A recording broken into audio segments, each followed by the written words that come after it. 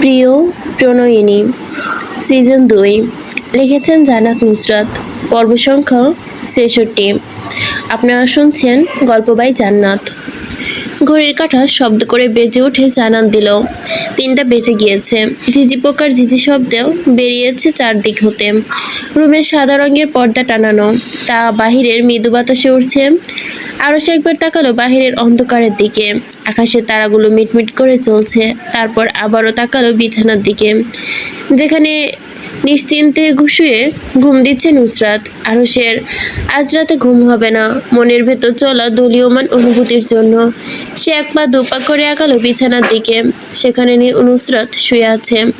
হাঁটু গেড়ে বসলো তার শিওরে, হাত বাড়িয়ে ছুঁয়ে দিল কপালে পড়ে যাওয়া অংশটায়। অনিমেষের নেত্রে চেয়ে থাকলো সে। অস্ফুট স্বরে ডেকে উঠল, নুসরাত নাসির, নুসরাত নাসির, আমার নুসরাত নাসির। নুসরাত ঘুমের মধ্যে জবাব দিল হু করে। নড়ে চড়ে আবারও তলিয়ে গেল ঘুমের ঘরে। ধীরে ধীরে আরও সে আঙুলে স্পর্শ করলো তার নাকে, নাকের পরে রাখা রিংটা। হাত বোলালো, হাত স্থির রইল না সেইখানে। ধীরে ধীরে হাতের আঙ্গুল তার পুরো মুখে অন্বেষণ করলো। গালের এক পাশে হাত ঠেকাতে নুসরাত একদম পাশ ঘেঁষে শুলো। আরও সে স্বর খাতে নামিয়ে বিড়বিড় করতে করতে শোনা গেল, যা রাতের অন্ধকারে মিলিয়ে গেল অনায়াসে। আমি তো আশায় ছেড়ে দিয়েছিলাম, তোকে আবার পাবো। এটা কি আমার ভাগ্য নাকি অন্য কিছু? আমি নিজেই খুশি জাহির করব কিভাবে? খোদার এই অশেষ রহমতের জন্য আমার শুকরিয়া আদায় করা উচিত না? আমি কিভাবে শুকরিয়া আদায় করব বল? আমি আমার চোখ, আমার হৃদয়, আমার অস্তিত্বকে এখনো বিশ্বাস করতে পারি না। তুই এখনো আমার। নুসরাত নাসির এখন শুধু সম্পূর্ণ আমার। সে এসেছে আমার ঘরে। খোদার একই কুদরত। ইসরাত খালি রাস্তায় দৌড়াচ্ছে, তার সাথে যোগ দিয়ে দৌড়াচ্ছে আহান। নাসির মঞ্জিল থেকে বের হতে দেখা হয়েছে তাদের। আহানের গায়ে সাধারণ স্যান্ডো গেঞ্জি, কানে ইয়ারপড, পায়ে স্লিপার, চুলগুলো সামান্য বাতাসে উড়ছে। ফর্সা চেহারা শীতের প্রকোপে লালাভ বর্ণ ধারণ করেছে। ইসরাত আহানের দিকে তাকিয়ে জিজ্ঞাসা করলো, আমিরার অবস্থা কি? গতকাল রাতে বমি করে তো ভাসিয়ে দিচ্ছিল। আহান ইসরাতের কথায় পা চালাতেই ব্যস্ত ছিল। তার কথায় গিরিব্র বাঁকিয়ে তাকালো, বলল, এ বাড়ি থেকে আসার পর অবস্থা নাজুক ছিল। তারপর বাথরুমে আমাকে দেখে এমনভাবে জ্ঞান হারালো যেন আমি ওকে কাছে খেয়ে ফেলবো। কথাবার্তারা কিচ্ছু নেই, ধুম করে হুঁশ হারিয়ে ফেললো। কেমন হয়েছিল? এতে ভয় পেয়েছে? আমাকে দেখে তো ভয় পেয়েছে বলে আমার মনে হয়নি। এখানে অন্য কোনো কারণ আছে। আপু, ও বাড়িতে কি হয়েছিল রাতে? ইসরাত জিভ দিয়ে ঠোঁট ভিজিয়ে নিল। আহানের প্রশ্নের উত্তর দিল একটু রয়ে শয়ে। কথা শেষ হওয়ার পর সে জিজ্ঞাসা করলো, বুঝেছিস? আহান প্রশ্নের উত্তরে বোঝার মতো মাথা দোলালো। তারপর দুপাশে ব্যস্ত হলো সামনের দিকে অগ্রসর হতে। মৃদু বাতাসে এসে ধাক্কা খেয়ে দুজনের গায়ে। আহান প্রশ্ন করলো, তোমার আর বড় ভাইয়ার মধ্যে কিছু হয়েছে? ইসরাত এমনভাবে দৃষ্টিপাত করলো আহানের দিকে, তার দৃষ্টি সরিয়ে নিতেই হলো দূর। সাফাই গিয়ে বলল, তেমন কিছু না, শুধু জানতে চাচ্ছি। আমার কেন জানি অনুভূতি হচ্ছে তোমাদের মধ্যে কিছু একটা ঠিক নেই।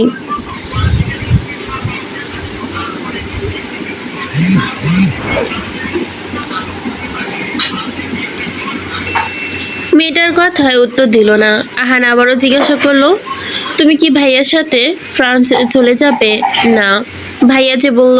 ইসরাত অবাক হয়ে সামান্য জিজ্ঞাসা করলো, কখন বলেছে? ওই তো সেদিন জোহরে নামাজ পড়ে বের হওয়ার পর নিজাম উদ্দিন জিজ্ঞাসা করেছিল, এবার কি তোমাকে সাথে নিয়ে যাবে? সে তখন কি বললেন? উনি বললেন কি, আমি যাব। তার মানে তুমি যাচ্ছ না? না। আহারে, আহানের খুশির জ্বর উঠল যেন। আবারও কি একটা ভেবে যেন হেসে মিলিয়ে গেল তা। ইসরাত তাকে জিজ্ঞাসা করলো, মন খারাপ করলো কেন? কি হয়েছে? তুমি না গেলেও ছোট আপু চলে যাবে, ভাই এখানে রেখে যাবে বলে মনে হয় না। সেটা আমি বলতে পারছি না, হয়তো নুসরাত যেতে পারে। আহান জিভ দিয়ে ঠোঁট ভিজিয়ে নিল, বলল, আপু একটা প্রশ্নের উত্তর দাও। তুমি কি জানো কি কোন শহরের মানুষ সব থেকে ফ্যাশনেবল? ইসরাত ভুরু গুটিয়ে উত্তর দিতে প্যারিসের। আহানের চোখ দুটো বিস্ময়। সে শুধালো, তুমি জানো এটা? এটা কে না জানে? তাদের কথার মাঝে পাশ ঘেঁষে এসে দাঁড়ালো ইরহাম। ইসরাত আহান দৌড় থামিয়ে তখন হাঁটছিল। ইরহামের দিকে তাকাতে দেখা গেল তাদেরকে কাটিয়ে একজন চলে গেল। আহান, ইসরাত, ইরহাম। তার পরনের অদ্ভুত কাপড়ের দিকে তাকালো একবার। এই শীতের মাঝে 3/4 প্যান্ট পরেছে, ওপরে ওভারসাইজ হুডি, পায়ে বুট হিল। হুডির গায়ে বড় বড় অক্ষরে লেখা ক্যালভিন ক্লাইন। তাদের তাকানো দেখে সে আবারও ফিরে এসে দাঁড়ালো তাদের মধ্যে। ইরহাম নুসরাতের দিকে তাকিয়ে শুধালো, আমি ভেবেছি এ আবার কোন ছাপড়ি আমাদের সোসাইটিতে এসে উপস্থিত হয়েছে। পরে দেখি এটা তো তুই। আশ্চর্য নুসরাত, তুই ছাপড়ি স্টাইলে কেন করেছিস বলতো? নুসরাত ইরহামের দিকে দাঁত খিচিয়ে তাকালো, যেন এক্ষুনি কয়েকটা বসিয়ে দিবে। ইরহাম মুখ বন্ধ করলো না। সে বলতেই থাকলো, মানুষ হুডির সাথে এমন ছোট প্যান্ট পরে? তুই তো দেখি কাপড়ের অভাবে আছিস। গরিবস, বড় কাপড়ের প্রয়োজন আছে। ভাই বল, ভাই এনে দিব। ইরহামের কথায় গা করলো না নুসরাত। হাঁটা ধরলো সামনে। ইসরাত হাসছে ক্ষীণ স্বরে। নুসরাত ইসরাতের পিছু ধরলো, বলল, লজ্জা পাস না? বুঝতে তো পারছি দুর্ভোগে আছিস। ছোট বোন হিসেবে একটু কাপড় কিনে দিব কসম, ফুটপাত থেকে। নুসরাত দাঁড়ালো ইরহাম। সে তর্ক করলো, আমাকে নিয়ে মজা উড়াবি না ইরহাম, জুতো দিয়ে পেটাবো। ইরহাম মুখে এমন একটা ভাব তৈরি করলো যেন নুসরাত যেন হাসির কিছু বলেছে। হু হু করে হেসে উড়িয়ে দিল তো আর কথা। রসিয়ে রসিয়ে আলাপ করলো, কিরে গলায় দেখি স্ট্যাম্প মেরেছিস? ছোট ভাইয়া মেরেছে? আহান আগ্রহ নিয়ে এগিয়ে এসে নুসরাতের দিকে একদম ঝুঁকে পড়লো দেখার জন্য। বাঁকানো গ্রীবা ধরে ইসরাত টেনে সোজা বানালো। নুসরাত খ্যাক করে উঠল, ওনের স্ট্যাম্প দেখার কত শখ? হ্যাঁ, যা গিয়ে আমিরার গায়ে স্ট্যাম্প মার, পরে মন ভরে দেখবি। গালের স্ট্যাম্পও দেখিস। আহান চোখ মুখ কুচকে অন্যদিকে তাকালো, শুধালো, তোমাদের দুজনের মুখে কিছু আটকায় না? ইসরাত একসাথে উত্তরে আসলো দুজনের থেকে, না। ইসরাত এদের আগে ভাগে হাঁটা শুরু করলো। কখন না জানি তাদের পেছনে পড়ে যায়। যেতে যেতে বিড়বিড় করলো বেফাস এক একটা। তার পালানো আর হয়ে উঠলো না। তিনটা একসাথে এসে মশার মতো ভন ভন করতে লাগলো তার দিকে। নুসরাত এসে গা ধাক্কা দিয়ে শুধালো, কবে সুখবর পাচ্ছি? ইসরাত প্রশ্ন করে, কিসের? আহান হাত সামনে এনে দেখালো। ইসরাত ভুরু কুচকালো। তাদের এমন ভাবে তাকাতেই দেখে নুসরাত বলল, বোনের মেয়ে কি হয় যেন রে ইরহাম? ইরহাম কথা শেষ করে দিল, বোন জিয়ের সুখবর কবে পাবো? ইসরাত মুখ বাঁকিয়ে নিল, বলল, বাদ দো সব কথা। আহান বলল, বাদ দিব কেন? ইম্পর্টেন্ট একটা আলোচনা, বাদ দেওয়া যায়? ইরহাম দুধারে মাথা দোলালো। তারপর শুরু করলো সবার চাপাচাপি। তাদের চাপাচাপি অচানক থেমে গেল। সবাই সুরসুর করে সরে পড়লো ইসরাতকে রেখে ওইখান থেকে। মেয়েটা বুঝতে পারলো না কেন সবাই আগে ভাগে তাকে রেখে চলে যাচ্ছে, তাই ঘাড় ঘুরে পেছনে তাকালো। আর তখনই চোখাচোখি হলো জাইনের সাথে। তার গায়ে জড়ানো লেদার নেক, স্লিভলেস ট্যাঙ্ক টপ আর তার ওপরে ওভারসাইজ হুডি, কালো রঙের। ইসরাতের দৃষ্টি কয়েক সেকেন্ডের জন্য সামনের ব্যক্তির ওপর থামতে নিমিষে তা সরে গেল। হাঁটা শুরু করলো। সেকেন্ড কয়েক অতিবাহিত হতেই পাশে এসে দাঁড়ালো জাইন, চোখ দুটো সামনে স্থির। শুধালো, সিদ্ধান্ত কি নিয়েছেন? ইসরাত কথায় উত্তর দিল না, হয়তো প্রয়োজন বোধ করলো না। জাইন কয়েক পলক অপেক্ষা করলো, আবারও শুধালো, সিদ্ধান্ত কি নিয়েছেন বলুন? মাথা ঘুরিয়ে মেয়েটার দিকে তাকাতেই জাইনের দিকে বলল, আপনি জানেন আমার সিদ্ধান্ত? না, জানি না, আপনার মুখ থেকে শুনতে চাচ্ছি। বলুন কি সিদ্ধান্ত নিয়েছেন? পায়ের গতি বাড়ালো ইসরাত।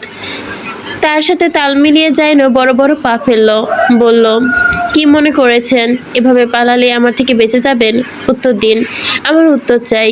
ইসরাত থমে গেল হঠাৎ করে, মাথা তুলে তাকালো জাইনের চোখের দিকে, বলল, আপনার উত্তর চাই? হ্যাঁ।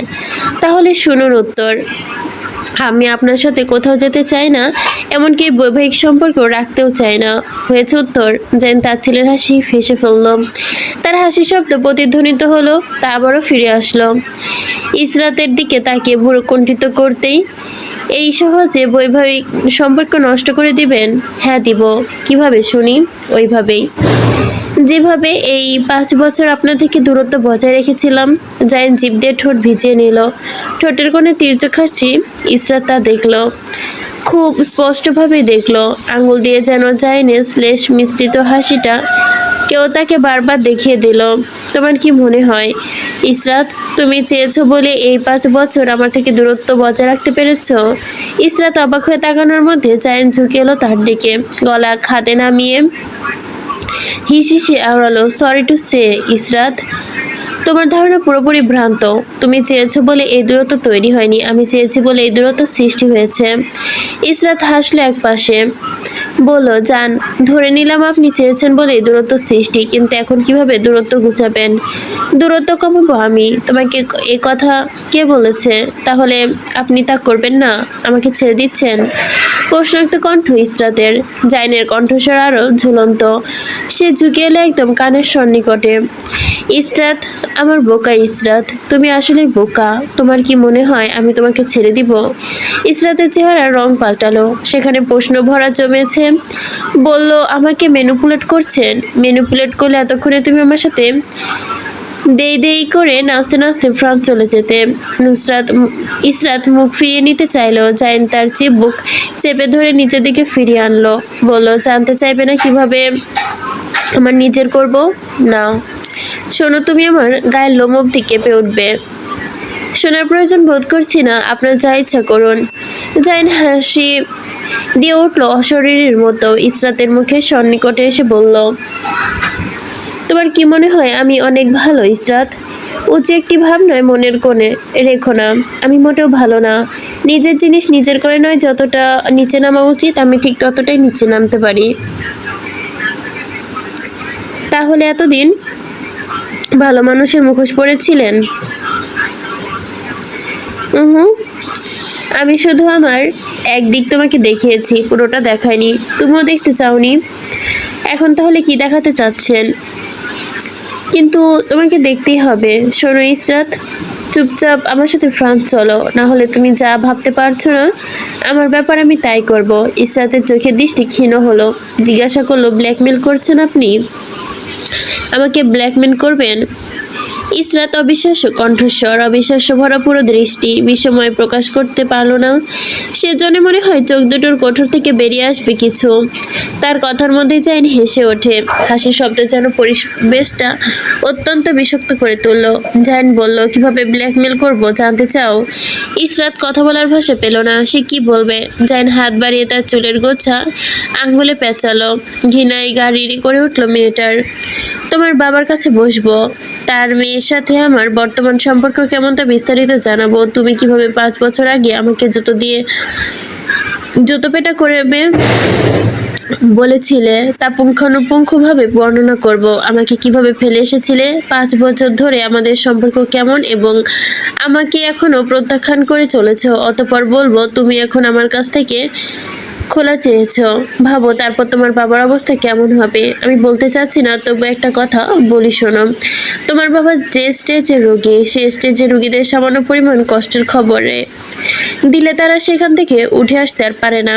আর এই মুহূর্তে আরশা নুসরাতের বিয়েতে উনি যে পরিমাণ খুশি, সে সময় আমার মুখ থেকে কোনো আচানক খবর পেলে হার্ট অ্যাটাক আবারও হতে পারে, এমনকি মৃত্যু পর্যন্ত। ইসাতের চোখ দুটোর আগে লালিমায় ফেটে গেল। অদৃশ্য রাগে ফুঁসে উঠল সে। চোখের শিরা উপশিরা লাল হয়ে উঠেছে, সেখানে ঘৃণারা দলা পাকিয়েছে। কণ্ঠস্বরে ভাসলো, কোনো বিন্দুমাত্র লজ্জা না থাকলে এসব বলতে একটু মনুষ্যত্ব বেঁচে নেই। তুমি পশু হয়ে গেছো। আয়নার সামনে দাঁড়িয়ে নিচের প্রতিবিম্ব কি এখন দেখো, না দেখলে দেখবে পশুর আকৃতি ভেসে উঠবে। যাই নির্লজ্জের মতো হাসলো, বলো তোমার ইচ্ছা শিরোধার্য। আজ ওই আয়নার সামনে গিয়ে দাঁড়াবো। তুমি কতটা নিচে নেমেছো তুমি কি তা বুঝতে পারছো? তোমার নিজেকে ধরে নেওয়ার জন্য আমি আরো বেশি নিচে নামবো, তুমি তার ধারণাও করতে পারবা না।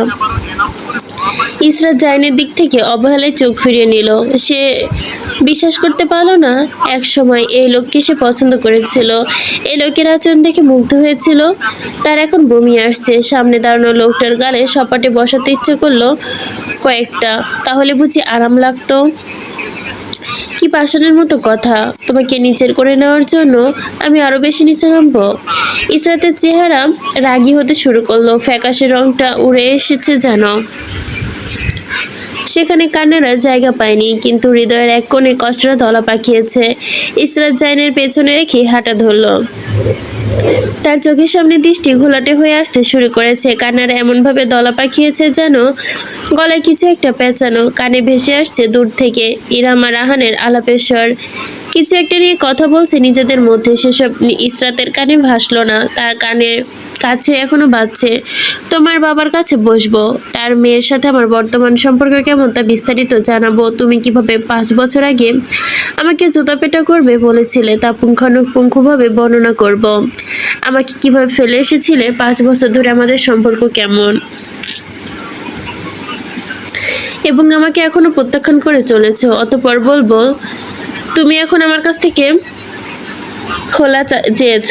ভাবো তারপর তোমার বাবার অবস্থা কেমন হবে। আমি বলতে চাচ্ছি না, তবু একটা কথাই বলি শোনো। তোমার বাবা যে স্টেজের রোগী, সেই স্টেজের রোগীরা সামান্য পরিমাণ কষ্টের খবর দিলে তারা সেসব সামলে উঠতে পারে না। আর এই মুহূর্তে আরশা নুসরাতের বিয়েতে উনি যে পরিমাণ খুশি, সেই পরিমাণ সে সময় আমার মুখ থেকে এমন কোনো খবর পেলে হার্ট অ্যাটাক করতে পারেন, এমনকি মৃত্যু পর্যন্ত হতে পারে।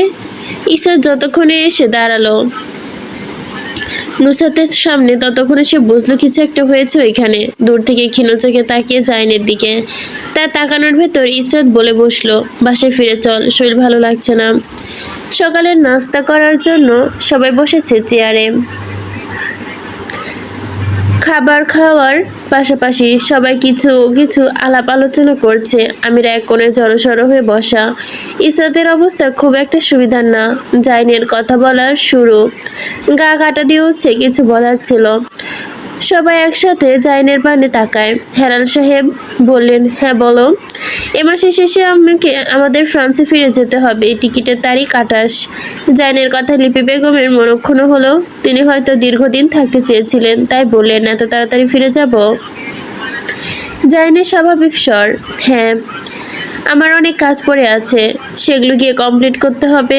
নাসির সাহেব বললেন, বড় ভাই থাকতে চাইলে ডেট বাড়িয়ে ফেলুন। হেলাল সাহেব বললেন, না থাক, সে তো যেতেই হবে, আজ যায় আর কাল থাকুক ওই ডেট। জ্যান কিছু মনে পড়ার ভঙ্গিতে বলল, ও হ্যাঁ, ইসরাত এবার আমার সাথে যাচ্ছে, ওর সব ব্যবস্থা করে ফেলেছি। হেলাল সাহেব ইসরাতের পানে তাকালেন। সে অন্যমনস্ক হয়ে খাবার খাচ্ছে, যেন এই ভুবনে নেই, ডুবে আছে অন্য চিন্তায়। ডাক দিলেন, ইসরাত। ইসরাত তাকালো না। সরবি হাত দিয়ে খোঁচা দিতে এসে নড়ে উঠল, কেঁপে উঠে তাকালো হেলাল সাহেবের দিকে। ভদ্রলোক শুধালেন, শরীর খারাপ তোর? সে দুপাশে মাথা দোলালো, কিন্তু তার ভঙ্গিমা দেখতে কেউ যেন ভাববে সে অসুস্থ। হেলাল সাহেব জানতে চাইলেন, আমাদের সাথে ফ্রান্স যেতে তোর কোনো আপত্তি আছে? ইসরাত এবার জাইনের চোখের দিকে তাকালো। তার দিকে তাকিয়ে আছে ওই লোকটা, তাই ঝটপট চোখ সরিয়ে নিল, শান্ত স্বরে বলল, জি না। নাসির সাহেবের মুখের বিদ্বেষ ফুটে উঠল, কোনোভাবে বললেন না। আরও সেবার বলল, সবাই বুঝলাম, কিন্তু নুসরাতকে রেখে যাব কি? এত তাড়াতাড়ি সব হবে কিভাবে?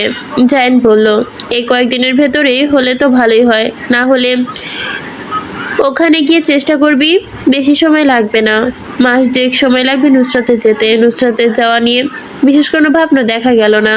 ফ্রান্স যাওয়া নিয়ে আলাপ চলল অনেকক্ষণ, কিন্তু সেখানে ইসরাত থেকেও যেন নেই। নুসরাত শুধু তাকিয়ে তাকিয়ে দেখলো সবকিছু, বাক্য ব্যয় করল না। সবার আলাপ এক সময় শেষ। ফ্রান্স নিয়ে কথা ঘোরালো অন্যদিকে, আমিরা আর আহানের পড়াশোনা নিয়ে।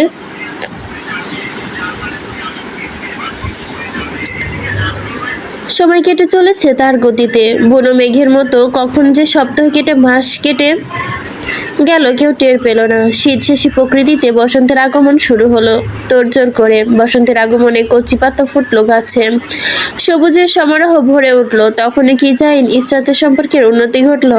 না, ঘটলো না।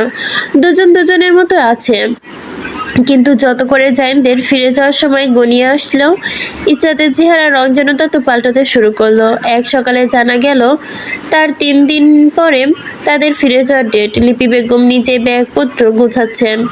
জাইনিস ইসরাতকে বলে দিল, প্রয়োজনীয় জিনিস সব গুছিয়ে নাও, কোনো প্রকার ভ্রান্ত ধারণা রাখবে না, আমি তোমাকে রেখে যাব, প্রস্তুত নাও।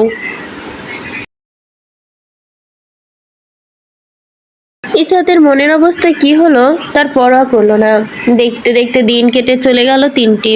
ক্যালেন্ডারের পাতায় যেন কাটা পর্যন্ত নিমিষের দিনগুলো। ইসরাতের ইচ্ছে হলো সময় থামিয়ে দিতে। তা কি আর পারা যায়? সময় নিজের মতো চলমান, চলতেই থাকলো। আরমান আর অনিকার বিয়ের কথা আগিয়েছে।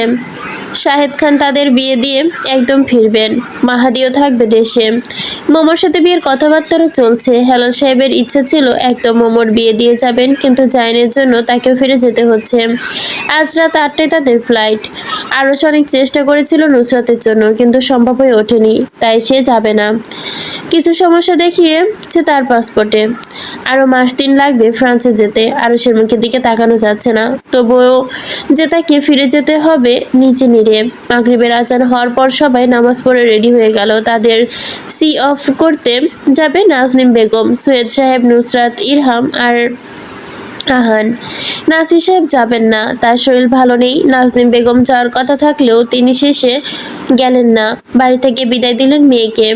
ইসরাতের বিমর্ষ চেহারা দেখেই ভাবতে হয়তো দূরে যাচ্ছে, তাই এমন হয়েছে চেহারা। তার মনের অভ্যন্তরীণ খবর কেউ জানে না। জানলে তার হৃদয়ে বয়ে চলা দোলাচাপ। সময় মিলে হাসি খুশি বিদায় দিত তাদের। রোহিণী বেগম ইসরাতকে বললেন, বিদেশে ঘুরে ঘুরে ফেলছো, দেখছো তোমার কি ভাগ্য ইসরাত আম্মা। রোহিণী বেগমের কথা শুনে হাসলো সে। জোর করে টেনে হাসে যাকে বলে। ঝর্ণা বেগম কপালে চুমু খেলেন, বললেন, সবসময় হাসি খুশি থাকো, সুখী হও। নুসরাত সভা শেষে আগালো। সে এসে জড়িয়ে ধরলো তাকে বুকের সাথে। তার শুধু মনে হচ্ছে কিছু একটা ঠিক নেই। সে বুঝতে পারলো না ভেতরের কাহিনী, তবুও টু শব্দটি করলো না। ইসরাতকে বুকের সাথে জড়িয়ে ধরে বলল, আমি জানি না তোর কি হয়েছে ইসরাত, বোন হিসেবে শুধু চাইবো সুখী থাক। আমি জানি তোর কষ্ট হচ্ছে, যদি কষ্ট হয় প্রকাশ করতে না পারিস কেঁদে ফেল। যা কাদার এখনই কেঁদে ফেল। ভেতরের কষ্ট চেপে রাখতে নেই, তা আরো বাড়বে। নিজেকে ধুকে ধুকে মারবি। আমি আম্মা আব্বা কেউ নেই সাথে, কাঁদবি, কেঁদে ফেল, পরে আফসোস করবি। বুকের ভার কমাতে একটু কাঁদা উচিত তোর। আমি যাচ্ছি না তোর সাথে ইসরাত, আমি জানি এতদিনে আমাদের মধ্যে অনেক দূরত্ব সৃষ্টি হয়েছে, তবুও আমি চাই তুই কাঁদ, একটু হলেও কাঁদ। বুকের ভার একটু হলেও তোর কমুক। নুসরাতের এমন কথা বিপরীতে ইসরাত কাঁধে মাথা ঠেকিয়ে দাঁড়িয়ে রইল। চুপচাপ, কথা বলল না। 1 সেকেন্ড, 2 সেকেন্ড, কয়েক সেকেন্ডের নীরবতা। রাতের মিহি বাতাসে চারদিক থেকে আসছে। সেই বাতাসে গা জমিয়ে দেওয়ার মতো ইসরাত সময় নিল, নিজেকে সময় দিল। অতঃপর শোনা গেল মেয়েটার কণ্ঠস্বর, ভঙ্গুর কান্না মাখা। আমি ওই লোককে কখনো ক্ষমা করব না। আমার সংসার হলেও আমি ওই লোককে কখনো ক্ষমা করব না। ও একটা ঘৃণ্য লোক, ও লোক মিথ্যুক। আমি বিশ্বাস করেছিলাম ওই লোককে, ও আমার বিশ্বাস ভেঙে চূর্ণ বিচূর্ণ করে দিয়েছে। ইসরাত থামলো। কথা বলতে তার বেগ পোহাতে হচ্ছে, কথা গুলিয়ে যাচ্ছে বারবার। আমার কেমন অনুভূতি হচ্ছে তোকে বলে বোঝাতে পারবো না। গত 15 দিনে আমি যে কষ্ট সহ্য করেছি তা কাউকে দেখাতে কেউ সহ্য করতে পারবে না। নিজ হাতে আমাকে গলা টিপে মেরে ফেলতে পারবি, বলতে পারবি ধুকে ধুকে মরার তুলনায় আমি নিজ হাতে নিজেকে মেরে ফেলেছি। মনে হচ্ছে কেউ আমার গলায় চেপে ধরে হৃদয়ে বারবার ছুরির আঘাত করছে। বুকে কিছু তীক্ষ্ণ অনুভব করছি। আমি বোঝাবো তোকে কিভাবে বিশ্বাস ভাঙার কষ্ট কি এমন হয়। আমার বিশ্বাস, আমার ভালোবাসা ও পায়ের নিচে পিষে ফেলেছে। এরপরও আমি সুখী হব ওর সাথে, তুই ভাবি সেটা। নুসরাত হাসলো, বলল, তবুও চাইবো আমার বোকা বোনটা সুখী হোক, তার বিশ্বাস আবারও জোড়া লাগুক। দুজনের কথায় সমাপ্তি ঘটল সৈয়দ সাহেব তারা দেওয়ায়। গাড়িতে উঠে বসলো ইসরাত, তার দৃষ্টি স্থির বাহিরের দৃশ্যপটে। গাড়ির কাজ ঘেঁষে সৃষ্টি দালানের প্রতিবিম্ব শূন্য চোখে বেড়ে উঠল। গাড়ি সিলেট বিমানবন্দরে যেতেই প্রায় মিনিট 45 সময় লাগলো। গাড়ি থেকে নামার পর দেখা গেল আরশ নুসরাতের কপালে চুমু খাচ্ছে। অতঃপর কথা ছাড়া দুজন দুজনকে বিদায় দিল। আরশ এয়ারপোর্টের ভেতরে ঢুকে আবারও ফিরে তাকালো। নুসরাত ফিরে এসে বলল, আমাকে বেশি করে মিস করবি, শীঘ্রই আমাদের দেখা হবে। নুসরাত হাত নাড়িয়ে বিদায় জানালো আরশকে। ইসরাত শেষবারের মতো নুসরাতকে জড়িয়ে ধরলো। দুবোন নিশ্চুপ দাঁড়িয়ে দাঁড়িয়ে রইল কিছুক্ষণ। হেলাল সাহেব বললেন, লেট হয়ে যাচ্ছে ইসরাত, চলো। হেলাল সাহেব হাঁটা ধরলেন সামনে। ইসরাতকে দেখা গেল লাগেজ টেনে জাইনের সাথে এগিয়ে যাচ্ছে। গায়ে চড়ানো ব্রাউন কালার ওভারকোট, হোয়াইট লেদ জিন্স, আর স্কিনি টি শার্ট। যেতে যেতে গ্লাসের ওপর হতেই ঘাড় ঘুরিয়ে তাকালো, অক্ষিগত হলো নুসরাতের হাস্যোজ্জ্বল মুখ। হাত নাড়িয়ে তাকে বিদায় জানাচ্ছে। ইসরাত পেছনে তাকিয়ে হাঁটলো সম্মুখে। ততক্ষণ পর্যন্ত তাদের অবয়ব দেখা গেল, ততক্ষণ পর্যন্ত দাঁড়িয়ে রইল নির্বিশেষ নুসরাত। কেউ দেখলো না তাদের চোখের এক কোণে অবহেলায় জমা পাওয়া পানির চিহ্ন, কেউ তা খেয়ালই করলো না। মে মাসের ৮ তারিখ সিলেট সেন্ট্রাল জেলে নাহিয়ান আবরার পূর্বের ফাঁসি হয়। পর্বটা এখানে শেষ। নিচে হচ্ছে লেখিকার নোটস। নাহিয়ানকে নিয়ে আগামী পর্বে বিস্তারিত লিখব। আমার অ্যালার্জি বেড়েছে, তাই লেখাটাও একটু ছোট, সাথে সর্দি তো পড়ছেই, আর একই সাথে হাঁচি দিতে দিতে আমি আধমরা। লাস্ট লাইনটা জাস্ট ফিল করেন। মে মাসের ৮ তারিখ সিলেট সেন্ট্রাল জেলে নাহিয়ান আবরার পূর্বের ফাঁসি হয়।